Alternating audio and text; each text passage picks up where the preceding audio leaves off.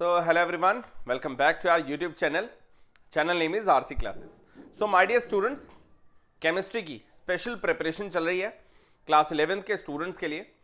Super selected concepts, ऐसे 30 concepts जो कि एग्जाम्स के पॉइंट ऑफ व्यू से मोस्ट इंपॉर्टेंट है और स्टूडेंट्स को इनसे काफी बेनिफिट मिलता है मोस्टली. तो इससे प्रीवियस पार्ट्स में हम लोग कॉन्सेप्ट नंबर 11 तक चीजें पढ़ चुके हैं. आज हम कॉन्सेप्ट नंबर 12 से जो है वो स्टार्ट करने वाले हैं, राइट. तो कॉन्सेप्ट नंबर 12 है क्या. यहां क्वेश्चन अराइज होता है कि why benzene is extraordinary stable. क्यों बेंजीन जो है वो एक्स्ट्रा ऑर्डिनरी स्टेबल है, इतना ज्यादा स्टेबल क्यों है बेंजीन, जबकि इसमें सिग्मा पाई टाइप के रिंग्स और बॉन्डिंग होती है. देखो जी, बेंजीन का नाम आया मतलब C6H6 की बात हो रही है. बेंजीन के नाम पर हम इसके स्ट्रक्चर की बात करें तो समझ में आया कि हर कॉर्नर पर क्या है, कार्बन है डेफिनेटली, और उस कार्बन के साथ हमने देखा ऑल्टरनेटिव बॉन्डिंग भी है. This is benzene, right. और बाय यूजिंग टेट्रावैलेंसी रूल ये भी अंडरस्टूड है कि हर एक कार्बन के साथ में एक एक H जरूर लिंक्ड होगा. इस तरीके से ये हो गया C6H6. अभी तक सब ठीक. अब इसकी स्टेबिलिटी का खास रीजन क्या है, यहाँ सिग्मा बॉन्डिंग है, पाई बॉन्डिंग है, सिग्मा पाई करके हमने देखा type of the bonding present है. तो बच्चे पूछते सर क्या यहां पर सिग्मा नहीं है, भैया है. डबल बॉन्ड में एक पाई तो दूसरा क्या है, सिग्मा डेफिनेटली है. चलिए जरा मेन रीजन की ओर बढ़ते हैं कि क्या वो वजह है जिससे ये एक्स्ट्रा ऑर्डिनरी स्टेबल कंसिडर होते हैं. जो पाई बॉन्डिंग हमने कही ना, इसमें हम इसका स्ट्रक्चर ड्रॉ करेंगे जिससे तुम्हें समझ में आएगा कि पाई बॉन्डिंग की वजह से ये एक्स्ट्रा ऑर्डिनरी स्टेबल हो जाता है. इसका मतलब इसमें कहीं ना कहीं कुछ बॉन्डिंग का रीजन बनेगा. देखते हैं. ये कार्बन, हर कॉर्नर पर क्या है, कार्बन प्रेजेंट है, अंडरस्टूड है, राइट. सबसे पहले हम जो सीख रहे हैं, this is called pi bond representation. Pi bond representation, sigma नहीं पाई. डंबल, यहां भी डंबल, डंबल, हर तरफ हर कॉर्नर पर कार्बन है और एक कार्बन डंबल की शेप को रिप्रेजेंट कर रहा है. यहां तक भी सब ठीक है. हर एक कार्बन के साथ हाइड्रोजन है, 1 2 3 4 5 6, ठीक है जी. मेनली हम हाईलाइट किसको कर रहे हैं, पाई बॉन्डिंग को. और पाई बॉन्ड क्या होता है, जो साइड बाय साइड ओवरलैप होता है, जबकि sigma head to head overlap होता है. तो यहां हमें क्लियर हुआ कि ये साइड बाय साइड ओवरलैप है. जो लोब्स है ये इस तरीके से क्या कर रहे हैं, साइड बाय साइड ओवरलैपिंग. लो जी. इसी तरह अपर लोब्स, इनमें डॉटेड लाइन. लो जी, यहां तक क्लियर हुआ. तो हमने देखा कि ये लोब्स का जो इंटरेक्शन है ये इसको स्टेबल बनाता है. सिग्मा बॉन्डिंग तो है, हेड टू हेड ओवरलैपिंग तो है, लेकिन पाई भी है. तो पाई वाला स्ट्रक्चर अगर बच्चे इसमें ड्रॉ कर देते हैं और इसमें एक्सप्लेन कर देते हैं कि it has alternative sigma pi bonding, that is why it is extraordinary stable, तो बात बन जाएगी. इसी के साथ बच्चों के माइंड में एक और सवाल आता है कि अगर सर बेंजीन का सिग्मा बॉन्ड रिप्रेजेंटेशन पूछ ले देन तब क्या करेंगे. तो सिग्मा बॉन्ड रिप्रेजेंटेशन का भी मैं एक बहुत ही इजी वे बता रहा हूं. स्ट्रक्चर बना करके हम इसकी बॉन्डिंग को रिप्रेजेंट कर सकते हैं. हमने देखा हर कॉर्नर पर क्या है, कार्बन है, और यही कार्बन हाइड्रोजन के साथ बॉन्डिंग करेगा. ये जो है इसको बोलते हैं head to head overlapping. Carbon है पी ब्लॉक का मतलब डंबल हो गया, हाइड्रोजन है एस ब्लॉक का मतलब स्फेरिकल हो गया. स्फेरिकल शेप से इसको रिप्रेजेंट करते हैं. तो 1 ये हो गया, 2 ये भी कार्बन हाइड्रोजन, ये 3rd 4th 5th, इसी तरह 6th, ठीक है जी. हमने देखा कार्बन में आउटसाइड जो हाइड्रोजन के साथ लिंकिंग हो रही है वो हेड टू हेड ओवरलैपिंग, और हमने उसको ड्रॉ कर दिया. अगली बात, अब यहां जो कार्बन है, ये कार्बन, ये भी तो कार्बन है, मतलब इसमें क्या हुआ, हेड टू हेड ओवरलैपिंग हुई. लो जी, हेड टू हेड ओवरलैप हो गया.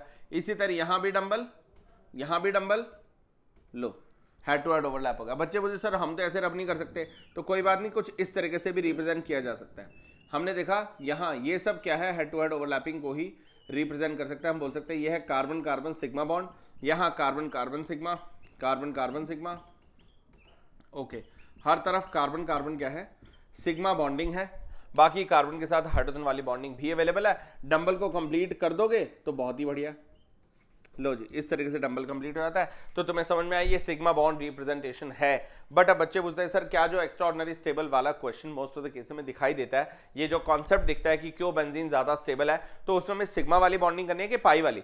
तो भैया पाई वाली करने से ही तुम्हें क्लैरिटी हो जाएगी कि वो एक्स्ट्राऑर्डिनरी स्टेबल क्यों है।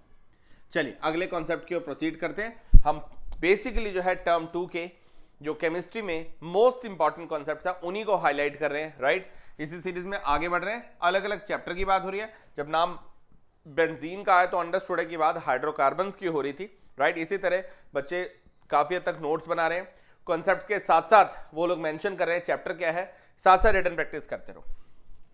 अब हम आगे बढ़ते हैं जी, थर्मोडायनेमिक्स के कॉन्सेप्ट को प्रोसीड करेंगे, right. That is your relationship between Cp and Cv। सबसे पहले बच्चों को समझने की जरूरत है इस कॉन्सेप्ट में ये Cp Cv होता क्या है। यहां C हम रिप्रेजेंट करते हैं किसको, हीट कैपेसिटी को। ये हो गया हीट कैपेसिटी। हीट कैपेसिटी का मीनिंग क्या होता है, इसको बोलते हैं जी heat with respect to change in temperature. लगातार हीट का बदलाव टेम्परेचर के साथ साथ, this is called heat capacity. और इसी में अगर हम देखें Cp का मीनिंग क्या है, we can say heat capacity at constant pressure. यह जी heat capacity at constant pressure.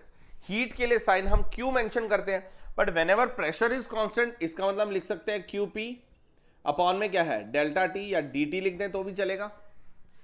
अब T के लिए टेम्परेचर का साइन बच्चे कहते हैं मोस्टली कैपिटल T यूज करें, तो सर वही लिखते हैं ताकि कंफ्यूजन ना हो। तो हम इस QP को क्या लिख सकते हैं, डेल्टा H लिख सकते हैं, क्योंकि heat at constant pressure is called what, delta H, that is called enthalpy change, और heat at constant volume that is called delta U, which is internal energy change. तो यहां QP को हमने लिखा DH अपॉन में क्या है DT। लो जी, यहां प्रेशर है कांस्टेंट, तो DH upon DT, this is called Cp। इसी तरह हम बात करते हैं Cv की, that is heat capacity at constant volume. तो जी अब कहेंगे Q अपॉन में D, टेम्परेचर के रिस्पेक्ट में T। जब वॉल्यूम है कांस्टेंट तो हम इसको डेल्टा H ना बोलकर क्या बोलते हैं, delta U, du upon dt। जबकि अगेन यहां क्या है वॉल्यूम, तो डेफिनेटली कांस्टेंट है। यह जी हीट कैपेसिटी बोले तो C, which is called heat with respect to temperature. Cp Cv, Cp बोले तो Qp अपॉन में dt, और Cv का मतलब Qv अपॉन में dt। बच्चों को ये थोड़ा सा मतलब ये लोग पॉइंट कंफ्यूजन क्रिएट कर सकते हैं, इसलिए आसान बात पर आते हैं। Cp बोले तो what, dH upon dt, d यानी चेंज, H मतलब अगेन एंथैल्पी, और अपॉन में क्या है dt मतलब चेंज इन टेम्परेचर। इसी तरह du अपॉन dt यानी change in internal energy with respect to change in temperature. ठीक है जी। तो Cp Cv क्या होता है, इसका अभी के लिए तो हमें डेफिनेशन और इसका मीनिंग समझ में आया, लेकिन हमें क्वेश्चन जो इस पर मिलता है, इस कॉन्सेप्ट पर मिलता है, वो है इसका डेरिवेशन कि derive the relationship between Cp and Cv, या what is the relationship between Cp and Cv for 1 मोल, 2 मोल या 5 मोल, कुछ इस तरीके से। ठीक है, तो इस वाले डेरिवेशन की शुरुआत कैसे होगी, यहां मैंने लिखा, कह रहे we know that enthalpy is equal to internal energy change and pressure volume work। मतलब हमने कहा H is equal to what, U plus PV, enthalpy is equal to internal energy and pressure volume work done। समझ में आया? तो H is equal to U plus PV। अब मैंने क्या किया, differentiating both sides, differentiating both sides we get. अब हम इनका करेंगे डिफरेंशिएशन। फिजिक्स में बच्चे डिफरेंशिएशन करते हैं, मैथ्स में तो पढ़ते ही पढ़ते हैं, बट केमिस्ट्री में जब डिफरेंशिएशन और इंटीग्रेशन वर्ड आते हैं तो बच्चे उसमें पजल हो जाते हैं। डिफरेंशिएट करने का मतलब होता है डिवीजन, और इंटीग्रेट मतलब होता है कंबाइन करना। समझ रहे हो ना, डिफरेंशिएट डिवाइड कर दो, और इंटीग्रेट मतलब सबको कंबाइन कर दो। उसी तरह यहां पर हम देख रहे हैं लगातार एंथैल्पी का बदलाव हो रहा है टेम्परेचर के रिस्पेक्ट में, तो we can say DH upon dt। इसी तरह du अपॉन dt, इसी तरह d PV अपॉन में dt। We can write PV is equal to what, nRT, ideal gas equation. फिर से मैंने लिखा यहां से डी अपॉन डी टी तो ठीक है, प्लस पीवी की जगह हमने पुट कर दिया एन आर टी, एन और R common, D T over D T क्या हो गया, कैंसिल। लो जी, ये प्रेशर कांस्टेंट है, यहां वॉल्यूम कांस्टेंट है, ये बन गया तुम्हारा सीपी, ये बन गया क्या सीवी प्लस में एन आर। फाइनली यहां से हमारा मेन रिजल्ट आ रहा है CP minus CV is equal to N R, CP minus CV is equal to N R. हो गया कंफर्म। तो ये था इसका रिलेशनशिप फॉर एन मोल्स, और अगर 1 मोल्स के लिए बोला जाए तो यहां स्मॉल एन की वैल्यू क्या आ जाएगी 1, तो that would be your answer, CP minus CV is equal to R. Specially लिखा जा रहा है फॉर 1 मोल, तो जहां हमने स्मॉल एन की वैल्यू क्या पुट कर देनी है 1। चलिए अब हम आगे बढ़ते हैं। तो सीपी सीवी बहुत इंपॉर्टेंट पॉइंट है, डेरिवेशन के पूरे चांसेस है, बट फिर भी स्टूडेंट पूछते हैं कि सर क्या इस पर कोई न्यूमेरिकल भी बन सकता है। न्यूमेरिकल के नाम पर जब चीज़ें आती है तो बच्चे थोड़े से वरिड हो जाते हैं कि यार न्यूमेरिकल ही नहीं होते सर, न्यूमेरिकल से डर लगता है कईयों को। सच्चाई है, छोटे छोटे पॉइंट पर ध्यान दो, चीज़ें सब ईजी हो सकती हैं। तो हमने देखा यहाँ से C is equal what, Q upon में डेल्टा टी। अब मैं वो पॉइंट बता रहा हूँ जो तुम लोग को न्यूमेरिकल में डेफिनेटली हेल्प करने वाला है, साथ साथ न्यूमेरिकल प्रैक्टिस भी करा देंगे। तो हमने देखा जी यहाँ से Q क्या है, दैट इज कॉल्ड हीट, ये ठीक है। हीट कैपेसिटी C मल्टीप्लाई कर दिया डेल्टा टी से, चेंज इन टेम्परेचर, यहाँ तक भी ठीक है सब। लेकिन अगर इसी में कहते हैं फॉर एन मोल्स तो n से मल्टीप्लाई कर दो। हमें क्वेश्चन कुछ ऐसा मिलता है जैसे कहा जा रहा है calculate the heat for 54 grams of aluminium, right, from 35 degrees Celsius to 55 degrees Celsius, where heat capacity is 10। ये मैंने शॉर्टकट में क्वेश्चन लिख दिया, बेसिक आइडिया हो जाएगा। कैलकुलेट द हीट बोले तो Q for 54 grams of aluminium, ये मास दिया हुआ है। Temperature changes from 35 degree Celsius, कुछ चीजें तो यूनिट से समझ में आ जाएंगी, 35 से 55, where heat capacity is 10। Heat capacity बोले तो C हमें गिवन है, तो हमने देखा C की वैल्यू क्या आ गई, सीधा सीधा 10। नंबर ऑफ मोल्स के लिए हम क्या कर सकते हैं, W by m, given mass to the molar mass. W क्या है, दैट इज 54, और मोलर मास क्या है, मोलर मास एल्यूमिनियम का, एल्यूमिनियम के लिए एटॉमिक मास नहीं दिया होगा, खुद भी पुट कर सकते हैं। Most of the cases numerical में गिवन होता है, that is what 27, right. Atomic mass of aluminium 27 है, क्योंकि इसका एटॉमिक नंबर कितना है 13। यहां तक सब ठीक है।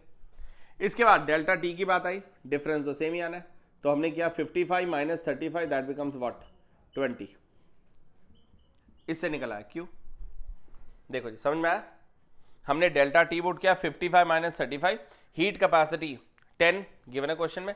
नंबर ऑफ मोल्स के लिए कुछ खास बात क्या है, given mass to the molar mass वाली, गिवन मास हो गया 54 और एटॉमिक मास 27 पुट करके हम आगे बढ़ सकते हैं। ठीक है जी, तो इससे तुम्हें आइडिया होगा कि अगर हमें डेरिवेशन मिले या न्यूमेरिकल मिले, दोनों तरीके से मेंटली प्रिपेयर रहना और चीज़ों को थोड़ा ईजी बनाना। चलिए नेक्स्ट पॉइंट की ओर आगे बढ़ते हैं। अब आगे कुछ पॉइंट हम लेंगे पी ब्लॉक से। देखो जी, पी ब्लॉक में आ रहा है प्रॉपर्टी बेस्ड थर्मल स्टेबिलिटी का फैक्टर। यह मैं चैप्टर हेडिंग डाल रहा हूं, पी ब्लॉक। ठीक है जी, क्या होता है थर्मल स्टेबिलिटी, किसकी थर्मल स्टेबिलिटी, ये भी क्वेश्चन है। थर्मल मतलब होता है थर्म यानी हीट, स्टेबिलिटी मतलब स्टेबल रहने वाला, हीट प्रोवाइड करने पर भी स्टेबिलिटी मेंटेन होना, that is called thermal stability. Thermal stability of group 14, bracket में ये भी हो सकता है हैलाइड्स ऑफ ग्रुप 14। हमने देखा ग्रुप 14 कार्बन है, लो जी CH4 carbon, silicon, germanium, tin और lead.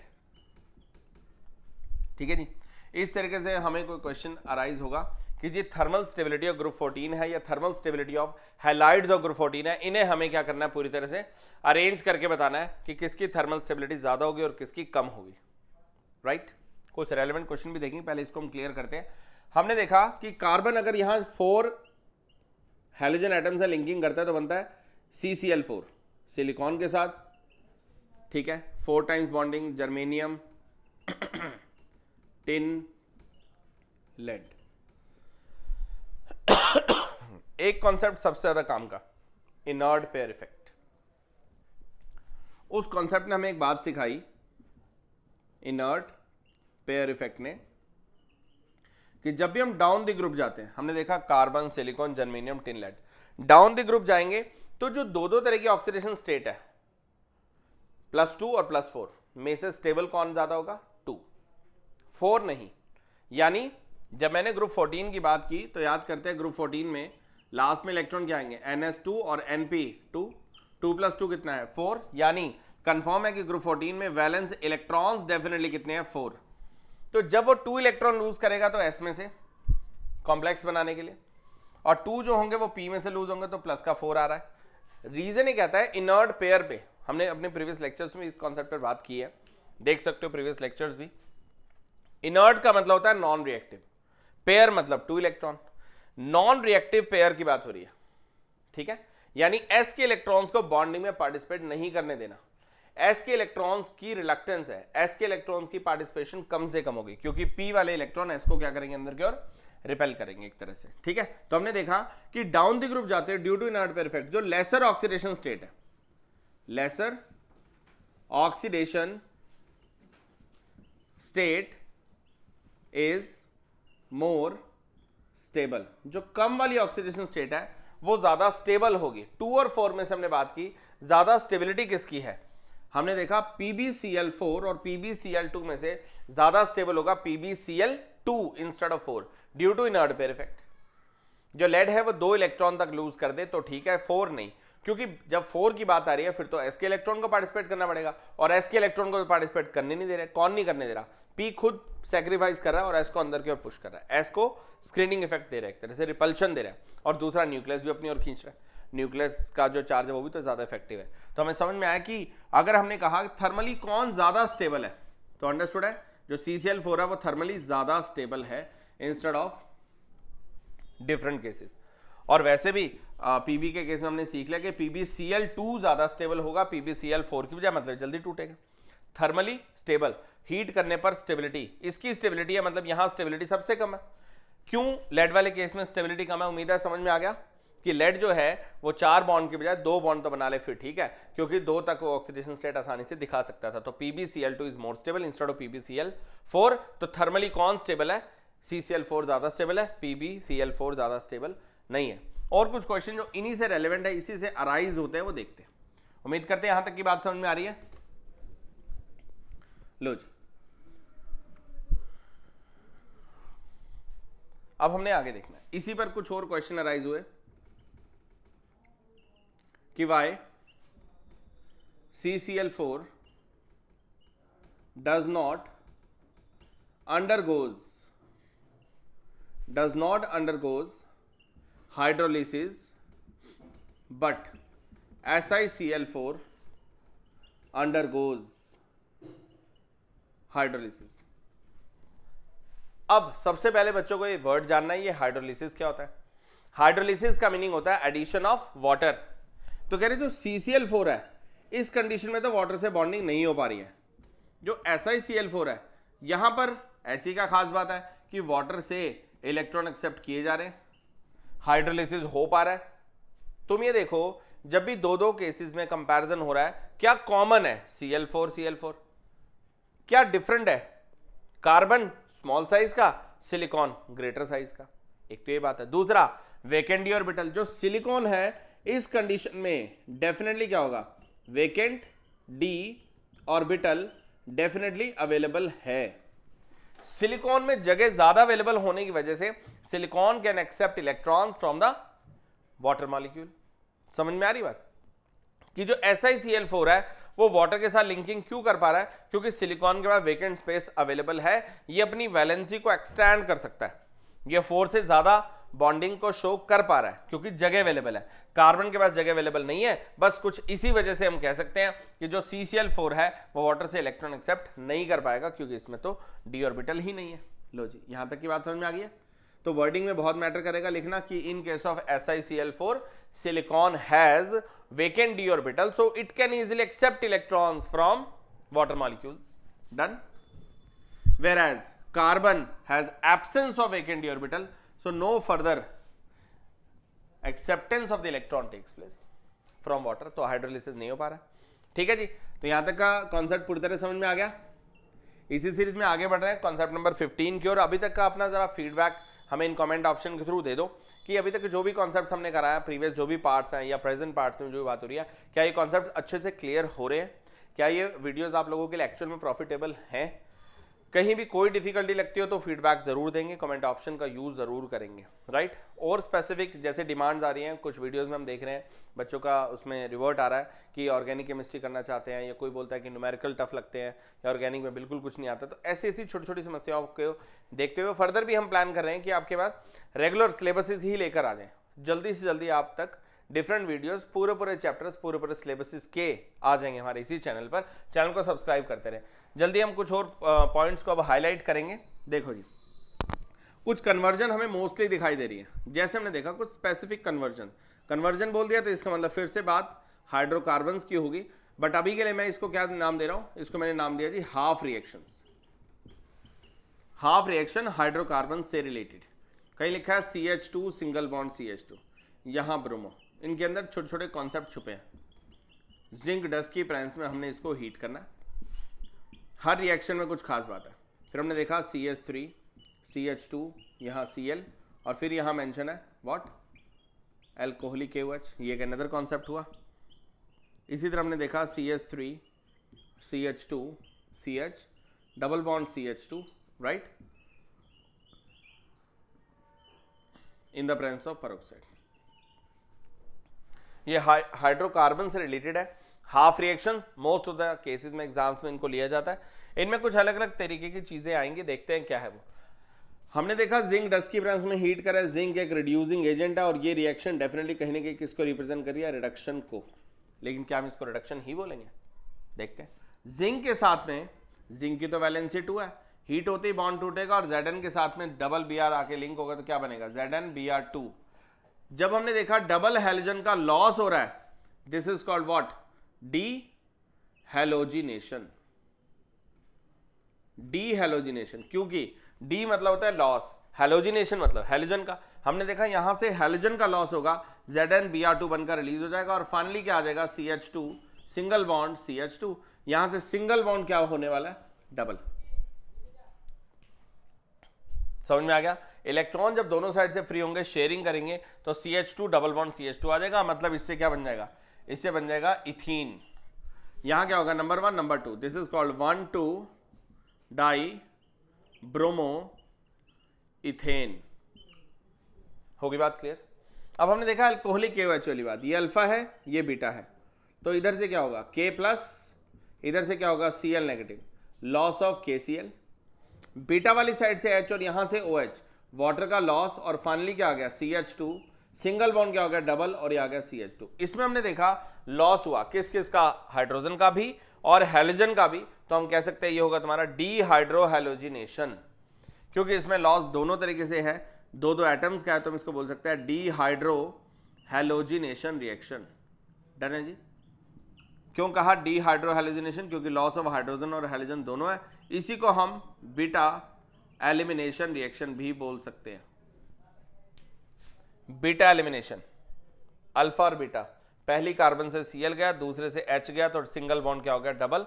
This is called dehydrohalogenation. अब आगे हाइड्रोजन ब्रोमाइड का एडिशन है पेरोक्साइड की प्रेजेंस में, तो ब्रोमो पार्ट जो है वो लिंक होगा कहां, लेस वाली साइड पर या ग्रेटर वाली साइड पर। खास तौर पर जब जब पेरोक्साइड प्रेजेंट है तो कंफर्म है कि रूल होगा एंटी मार्कोनी, मार्कोनी के अकॉर्डिंग लेस वाली साइड और एंटी मार्कोनी के अकॉर्डिंग एट ग्रेटर वाली साइड। तो फाइनली यहां से क्या बनेगा, CH3 CH2 CH double bond single. हमने देखा ग्रेटर वाली साइड पर क्या आ गया, ब्रोमो, और ऑपोजिट साइड क्या आ जाएगा, हाइड्रोजन। तो ऐसा करने से हमने देखा HBr का एडिशन हो गया। कंफर्म है जी एंटी मार्कोनी का ऑफ रूल है, क्योंकि पेरोक्साइड यहां प्रेजेंट है। पेरोक्साइड एक पहचान है, इसीलिए तो उसको हम पेरोक्साइड इफेक्ट भी बोलते हैं। बाकी मैकेनिज्म हमने प्रीवियस लेक्चर में भी कराया था। यहाँ पे मार्कोनी एंटी मार्कोनी आप लोगों ने स्टडी किया कि पेरोक्साइड क्यों लिखा जाता है। पेरोक्साइड एक्चुअल में फ्री रेडिकल प्रोवाइड करता है। फ्री रेडिकल क्या करता है, वो यहाँ से ब्रोमो को फ्री करवाता है। फ्री रेडिकल जब बोला है नाम से ले रहे कि ऑड इलेक्ट्रॉन है, राइट, जो फटाफट से बॉन्डिंग कराएगा, ब्रोमो पार्ट रिलीज हो जाएगा और ऐसा करने से यहाँ से आ गया 1 ब्रोमो और ब्यूटेन करके, डन है। ये तो थी कुछ हाफ रिएक्शन, राइट।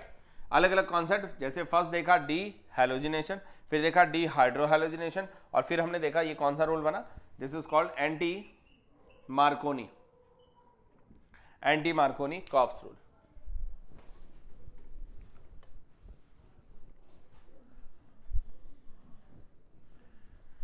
हाँ जी, तो कुछ कॉन्सेप्ट्स मान के चलते हैं अभी तक क्लियर हो चुके हैं। स्टिल अपना फीडबैक इन कमेंट ऑप्शन के थ्रू जरूर दें, जो भी कॉन्सेप्ट्स डिस्कस किए जा रहे हैं। अगर कोई स्पेसिफिक डिमांड्स हैं तो उसके अकॉर्डिंग भी जो है वीडियोस आ सकती हैं आप लोगों तक, राइट। इन 15 कॉन्सेप्ट्स की अब तक अगर हम बात करें, 15 कॉन्सेप्ट जो कवर हो चुके हैं, इन 15 कॉन्सेप्ट से आप लोगों को रिटन प्रैक्टिस जरूर करनी है। रेलेवेंट क्वेश्चन साथ साथ करते रहो, स्पेसिफिक न्यूमेरिकल्स और जो भी और मोस्ट इंपॉर्टेंट कॉन्सेप्ट्स हैं वो जल्दी से जल्दी आप लोगों तक पहुंचाए जाएंगे इन वीडियोस के थ्रू, इन वीडियो लेक्चर्स के थ्रू। जो भी नए व्यूअर्स हैं, जिन लोगों ने अभी तक हमारे चैनल को सब्सक्राइब नहीं किया, प्लीज सब्सक्राइब आवर चैनल। इन वीडियोस को जरूर आप अप्रिशिएट करें, हो सकता है इनसे और भी काफी स्टूडेंट्स को बेनिफिट मिले। ये वीडियोस जो है आप लाइक शेयर करना ना भूलिएगा। Thank you so much, thanks for watching.